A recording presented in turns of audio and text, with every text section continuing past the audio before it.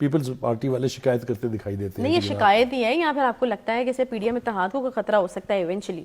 دیکھیے Peoples party کو ناراض کرنا تو پی ایم ایل این اور ان کے پرائم منسٹر جو ہیں وہ افورڈ ہی نہیں کر سکتے کیونکہ جو پریشرز پی ٹی آئی کی طرف سے ہیں, جو چیلنجز پی ڈی ایم کو ہیں, اس کے لیے پیپلز پارٹی ایک ایسا ایلیمنٹ ہے, ایک ایسا سٹیک ہولڈر ہے جس کی ناراضگی مول نہیں لی جا سکتی. آپ پنجاب کی صورتحال پر آپ نے آنا ہے بعد میں, لیکن اسد زرداری صاحب نے کیا گل کھلائے ہیں وہ آپ کو پتہ ہے. اس وقت نا مین 4 سٹیک ہولڈرز ہیں. ایک ہے جماعت اسلامی اور پی ٹی آئی. یہ دونوں جماعتیں جو ہیں وہ چاہتی ہیں کہ الیکشن فوری طور پہ ہو جائے. صحیح ہے. اور دوسرا گروپ ہے پی پی پی اور ایم کیو ایم. وہ بنیادی طور پہ الیکشن سے بھاگ رہے ہیں کہ ابھی تیاری مکمل نہیں ہے, ابھی اتحاد نہیں ہوا ہے, ابھی حلقہ بندیاں نہیں ہوئی ہیں, لہٰذا تھوڑا سا الیکشن کو وہ ڈیلے کرنا چاہتے ہیں. اب یہ سب کچھ جو ہے یہ اگر آپ دیکھیں تو یوں لگتا ہے کہ ان دھڑوں کے اتحاد میں ابھی بہت ifs اینڈ بٹس موجود ہیں.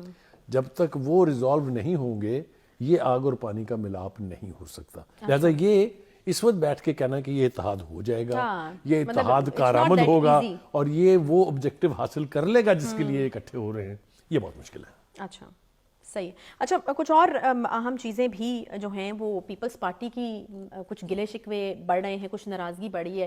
وزیر اعظم صاحب سے وہ گلا شکوہ کرتے ہوئے نظر آ رہے ہیں کہ کے پی میں جس طریقے سے مولانا فضل الرحمان صاحب کی پارٹی کو آپ لوگ اہمیت دے رہے ہیں, ہمیں جو ہے وہ اہمیت نہیں دے رہے, کیونکہ ہم دیکھ رہے ہیں کافی ایکٹیویٹی جو ہے وہ چل رہی ہے کے پی اور پنجاب میں پیپلز پارٹی کی طرف سے, تو ان کو اپنا پھر جو ہے وہ حصہ بھی چاہیے. یہ ایک نیچرل عمل ہے. جب اتنی پارٹیوں کے اتحاد سے حکومت بنے گی تو کوئی ناراض رہتا ہے, کوئی خوش رہتا ہے, کوئی کم خوش رہتا ہے. تو یہ شکایت پیپلز پارٹی کی غالباً ٹھیک ہے.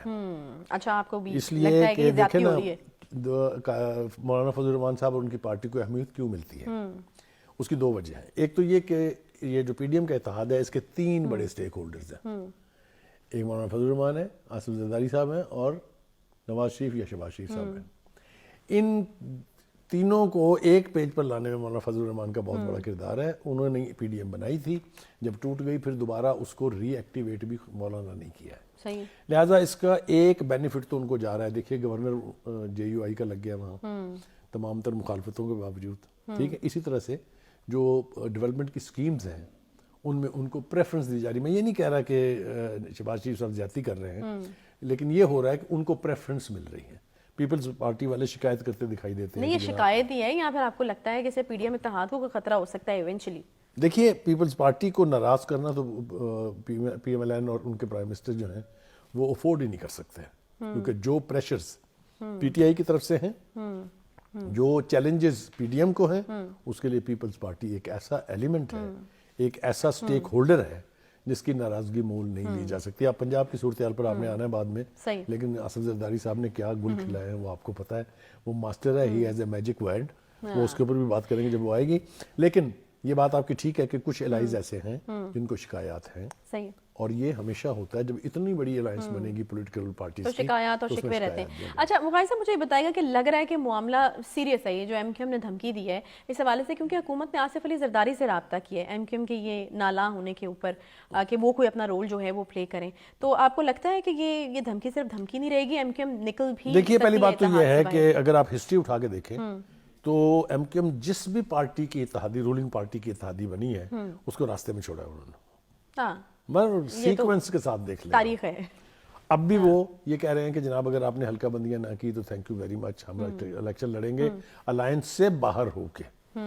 یہ دھمکی اکثر کام کر جاتی ہے, ہمیشہ کام کیا ہے. کبھی نواز شریف کو ٹوپیاں بدلنے کے لیے جانا پڑتا ہے, کبھی آصف زرداری کو یعنی لال ٹوپی پہننے کے لیے جانا پڑتا ہے. یہ ہوتا رہا ہے, اب بھی ہوگا. لیکن ایک بات میں یہ کہہ دوں کہ ایم کیو ایم اقتدار سے باہر رہ کے سروائیو نہیں کر سکتی, اس لیے وہ دھمکاتے ہیں, وہ مطالبات کرتے ہیں, مذاکرات کرتے ہیں. تو عمران خان نے غلطی یہ کی تھی کہ انہوں نے ان کو منانے کی کوشش نہیں کی. 2 پارٹیوں نے ساتھ چھوڑا تھا, ایک یعنی جو اختر مینگل, حالانکہ آپ یہ کہہ رہے ہیں کہ اگر مناتے خان صاحب تو انہیں مان ہی جانا تھا. مان جاتے, وہ کوئی ایسی بات نہیں ہے. تو یہ بھی بالکل ٹھیک بات ہے آپ کی. لیکن کراچی میں کڑماس تو نہیں کہوں گا, لیکن یہ کہ وہاں ماحول جو ہے وہ گرم ہوتا جا رہا ہے تسلسل کے ساتھ, اور اب دیکھنا یہ ہے کہ یہ اونٹ بالآخر کس کروٹ میں. چلیں کراچی میں ابھی تک کڑماس نہیں مچا, جہاں مچا ہوا ہے وہاں پہ ہم نے اس بریک کے بعد واپس آنا ہے. پنجاب اسمبلی کی طرف آئیں گے, وہاں اسپیکر اور ڈپٹی اسپیکر کے خلاف تحریک عدم اعتماد کا معاملہ جو ہے اس سے نون لیگ پیچھے ہٹتی ہوئی دکھائی دے رہی ہے. اب یہ کیا ماجرا کیا ہے, یا آخر یہ پورا ڈرامہ کرنے کی ضرورت کیا تھی؟ جب ون بائی ون ہم دیکھیں گے کہ آپ جو بھی عدم اعتماد کی تحریک ہے اس سے پیچھے ہٹ جائیں گے. پھر کچھ اور ڈیولپمنٹس بھی ہیں, اس کے اوپر بھی ہمیں بات کرنی ہے. کوئکلی سب سے پہلے آ کر ان کے اوپر بات کریں گے. ایک بریک لیں گے, ساتھ رہیے.